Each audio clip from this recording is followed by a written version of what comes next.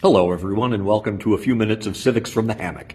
The world has kind of moved on to the other billion crises that have been caused by the Tangerine Tyrant, but I think we should circle back for a second to the deportation of the men who've been put into a gulag in El Salvador.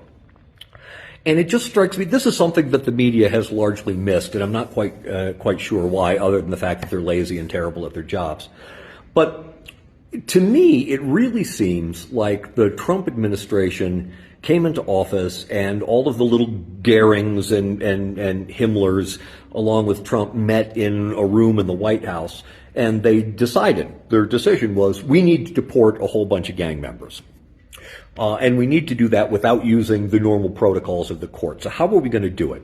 And they looked through the laws, they got the lawyers, they looked through the laws, and they determined that there was this one law that they could potentially use, the Alien Enemies Act, which is a very, very old law, which allows the executive, the president, to deport people or arrest them or, even suspend habeas corpus, I think, if we are in a time of war or being invaded. Now, obviously, we're not at a time of war. The Congress hasn't declared war on anyone, and we're not being invaded. So they needed to come up with a pretext for who was invading us.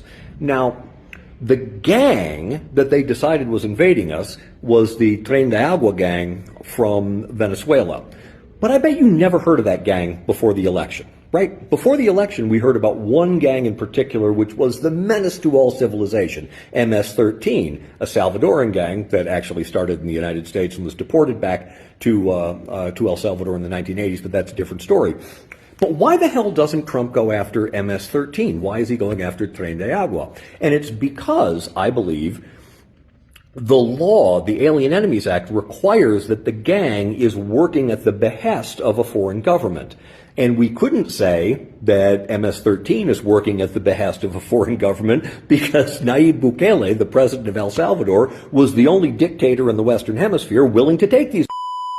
And so we needed to look elsewhere, and I can just see Stephen Miller pointing to Venezuela and saying, we hate Maduro anyway, so let's blame it on him. So to me, it's just they created this whole set piece. I bet you never heard of Tren de Agua before the election. I'm sure you didn't. No one had. But we all knew about MS-13, and yet MS-13 has disappeared because they don't fit into the paradigm that the Trump people have decided needs to be used for these illegal deportations that don't follow the actual law. Such is the world. Anyway, love to you all unless you're a fascist, in which case, eat a big bowl of shit. Talk soon.